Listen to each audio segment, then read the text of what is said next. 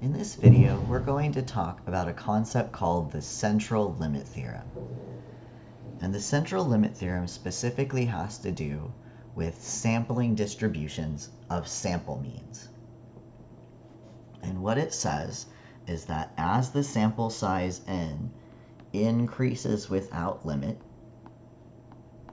meaning we keep making that sample size bigger and bigger and bigger, the shape of the distribution of sample means taken with replacement from a population will approach a normal distribution.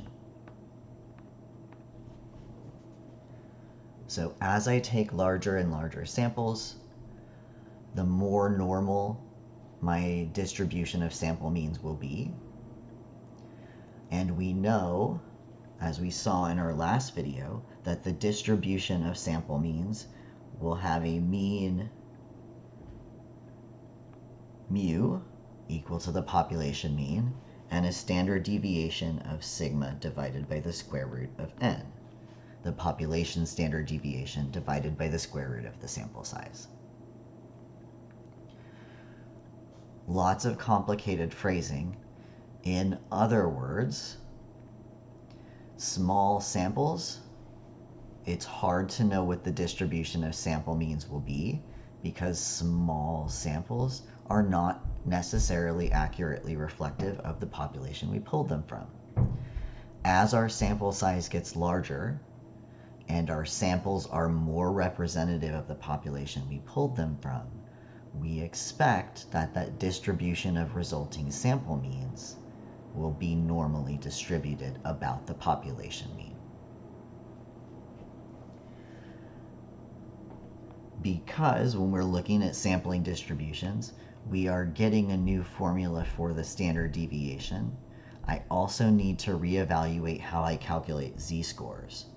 So when I am working with sampling distributions, only for sampling distributions, so we only do this when they mention sample size, my formula for a z-score is now the data value minus the mean, and in this case the data value is a sample mean. The mean for the population, mu sub x bar, is just mu, divided by sigma x bar, which is sigma over the square root of n. So this is the same formula for z we saw before. Data value minus mean over standard deviation. But because we're looking at a sample value or a sampling distribution, our data value is no longer a single height. It's an average height for a sample of size n. And because we're now looking at samples of size n instead of individuals, I have a modified standard deviation in my z-score formula. There's two things we should keep in mind as we apply our knowledge of the central limit theorem and sampling distributions to problems in statistics. The first is that if the original distribution of raw data is normal, the sampling distribution will always be normal, regardless of sample size.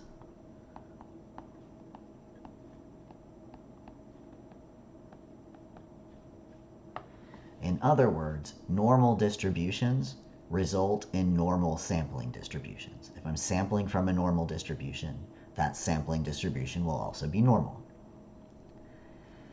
If the original distribution of raw data is not normal, or I am not given information about the original distribution, we must use a sample size of 30 or greater in order to ensure that the resulting sampling distribution is also normal and should be greater than or equal to 30.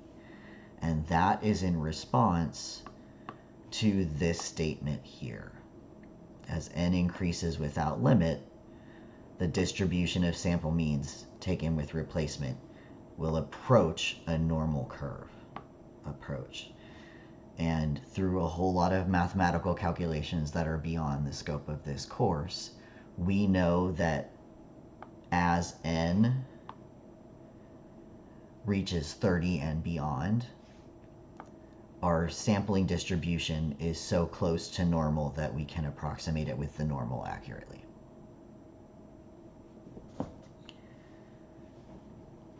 The upside is, as long as we fall in one of these two categories, meaning I know my original distribution's normal, or I have a large enough sample size, I can find probabilities for sampling distributions the same way I did for raw data, just with my modified standard deviation formula.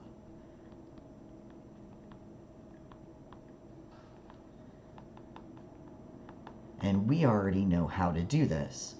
We practice finding probabilities using a normal distribution table by converting our data values to z-scores. We practice finding probability using our TI-84 calculators.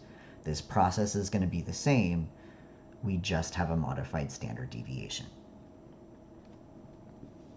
All right, if you have questions on what you just saw, feel free to send me an email or drop by office hours. Otherwise, I will see you in our next video.